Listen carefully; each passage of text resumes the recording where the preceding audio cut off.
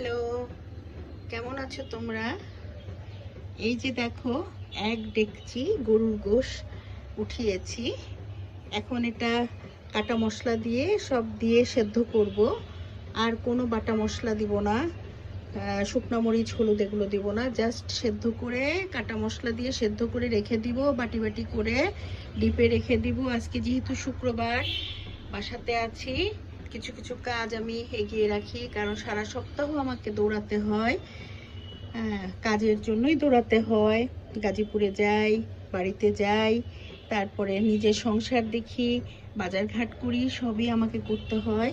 যার জন্য আমি সময় পেলে এরকম একটু কিছু কাজ গুছিয়ে রাখি। তা আজকে মনে হলো যে বেশি করে গরুর গোশ এইভাবে সেদ্ধ করে বাটি বাটি করে ডিপে রেখে দিব। যখন যেটা খেতে ইচ্ছে করবে, কোনোটা মশলা দিয়ে খেতে ইচ্ছে হবে, কোনোটা সস দিয়ে খেতে ইচ্ছে হবে, কোনোটা বাঙালি স্টাইলে রান্না করে খেতে ইচ্ছা করবে। আবার ধরো শিক কাবাব টাবাবেও আমি মাঝে মধ্যে সেদ্ধ মাংস দিয়েই চালিয়ে দিই, করে ফেলি কাঠিতে গেথে গেথে ওটার মধ্যে মশলা মাখিয়ে ভাজলেই ওই শিক কাবাবের ফ্লেভারটা চলে আসে। শিক কাবাব আর ওরকম লাগে না যে একদম কাঁচা গোশ দিয়ে মাখিয়ে করা হয়নি, এদিকে টেস্ট খারাপ, তা না, ভালোই লাগে। তো যার জন্য আজকে আমি এটা গুছিয়ে রাখছি। এই যে দেখো ডেকচিটা কত বড়, সব মাংস সেদ্ধ করে তারপরে আমি ছোট ছোট কন্টেনারে ভরে রাখবো।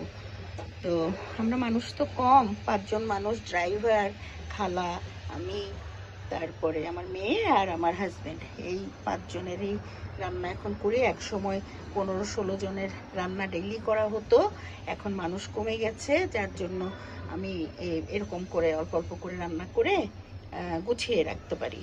তো তোমরাও এরকম করে গুছিয়ে রাখবে, তাহলে সহজ হবে প্রতিদিন। আর আমরা বাসি খাবার খেতে অভ্যস্ত না, যে আজকের খানা কালকে খাবো, ওরকম হয় না। আমার সাহেব পছন্দ করে না, আর আমিও পছন্দ করি না। আমরা ডেইলি রান্না করতে চেষ্টা করি। তবে এই যে মাংস এইভাবে একটু কষিয়ে রাখলে ডিপে, এটা 1-2 মাস রাখা যায়, কিছু হয় না, যার জন্য এটা করি। আর কিছু মেরিনেট করে রেখে দেই। এই তো আমাদের দৈনন্দিন জীবনের একটা রুটিন বলেই ফেললাম বকবক করে তোমাদের সাথে। কথা না বললে তো আমার পেটের ভাত হজম হয় না, আর পেটের ভাত হজম না হলে তো গুরুপাক হবে।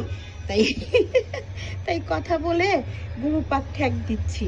এই যে দেখো কি সুন্দর দেখা যাচ্ছে, দেখতে পাচ্ছ তো? আমি কিন্তু দেখতে পাচ্ছি, আমি তো ভিডিও করছি, আমি দেখতে পাচ্ছি।